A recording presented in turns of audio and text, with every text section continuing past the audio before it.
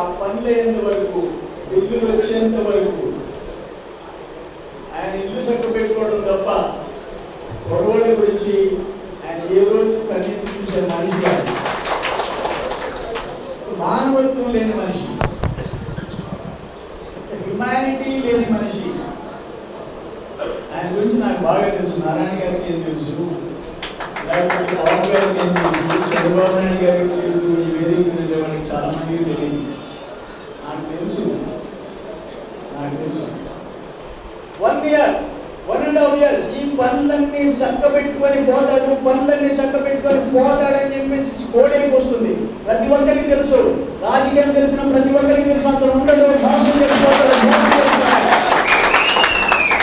ఈరోజు చెప్పినట్టు సోదరులు కొంతమంది చెప్పినట్టు పోతా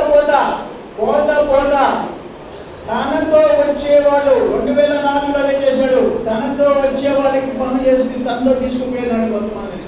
ఈ రోజు కూడా అంతే. పార్టీలే అదాలా. నేను నిజంగా ఏ ఎమ్మెల్యే, ఏ ఇన్ఛార్జ్ నెల్లూరు జిల్లాలో తెలుగుదేశం కార్యకర్తకి ఎక్కడన్నా నష్టం జరిగితే మనం ఓర్చుకుంటామా? మనం స్పేర్ చేస్తామా? వాడు ఎంతటోడైనా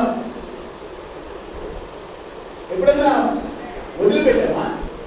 ఇంత దుర్మార్గం, ఇంత నీచమైన పని, ఇంత నాకు పదాలు రావడం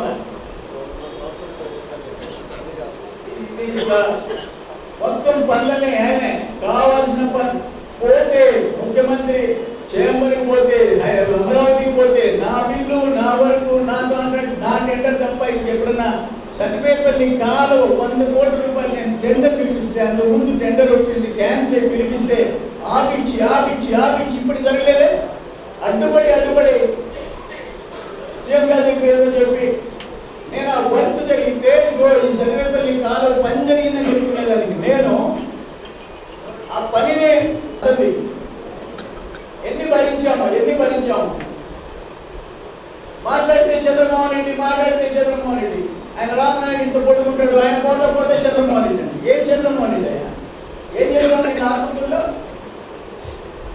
ఆయన 80 ఏళ్ళు అని చెప్తాడు. ఆయన ఆనం ఈరోజు ఆదాల 80 ఏళ్ళు రాజకీయం అంటాడు.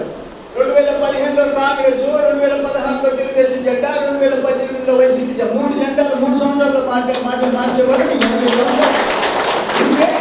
పొరుగు తీస్తున్నారు మీరు. 80 సంవత్సరాల వాళ్ళు పొరుగు తీస్తున్నారు.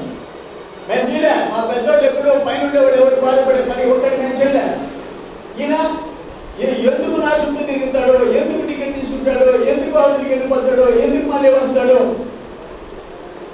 అన్నీ ఒకే అందుకు డబ్బు సంపాదించడానికి కోసం, కాంట్రాక్ట్ చేసినాను. హ్యుమానిటీ ఉందా నీకు? మానవత్వం ఉందా?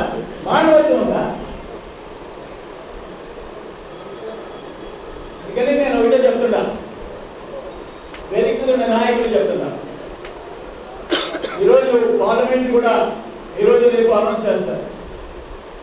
దాంట్లో కష్టపడి నిజాయితీగా పైకి వచ్చిన ఒక నిజాయితీ పరుడికి ఒక మోసగాడికి మధ్య పోటీ జరగబడుతుంది.